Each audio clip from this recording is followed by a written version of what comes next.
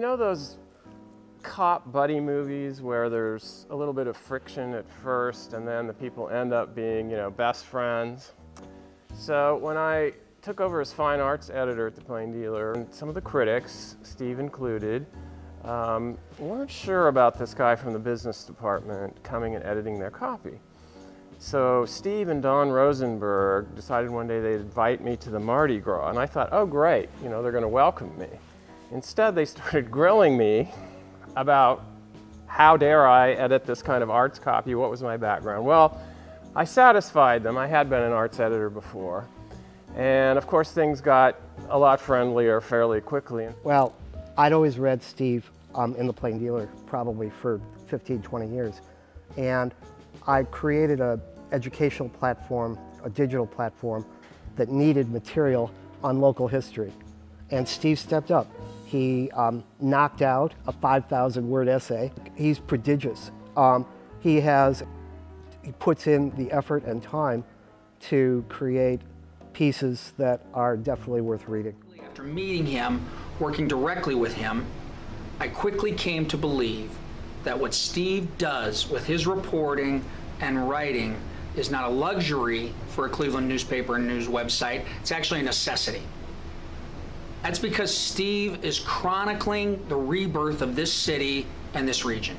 He's doing so from a standpoint of public space and architecture and art and the cultural life of the city, but it's very much the story of our rebirth that he's trying to tell. And into that story, he works history and tension and the debate over the use of public dollars and a host of other issues. You've heard that phrase, like, the smartest person in the room. Well, Steve often is the smartest person in the room. He knows a lot.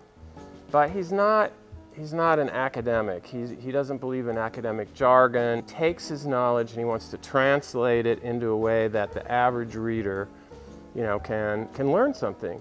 I'm reminded of a story he did a number of years ago. There were some paintings discovered in New York that were purportedly by Jackson Pollock. Steve took a crash course in paint chemistry to learn about the kind of pigments that were in these paintings.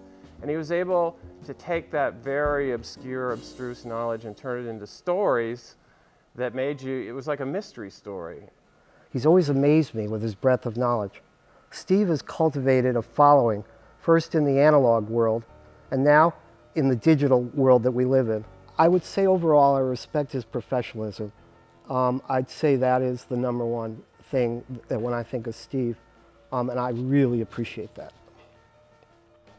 Among the attributes I came to most admire about Steve are his competitiveness, his honesty in seeking real feedback from editors, and the expansive view he has of his beat. One of my favorite editors used to say that a lot of reporters start the day asking themselves, what do I have? Steve asks, what can I do?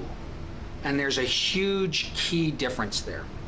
So, Steve, you said, and I quote, I believe that excellence in the fields I cover brings beauty, meaning, and lasting value into our lives.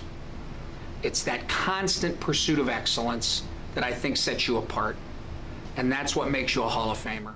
Well, I think that this is an award that is well earned, and I think that he is in great company in the Hall of Fame. There's some terrific journalists in that list, and I really think you belong there. Steve, I know that Cleveland is your adopted city as it is mine, but I also know when you've been as far away as China sometimes, you've called back or emailed me on a story.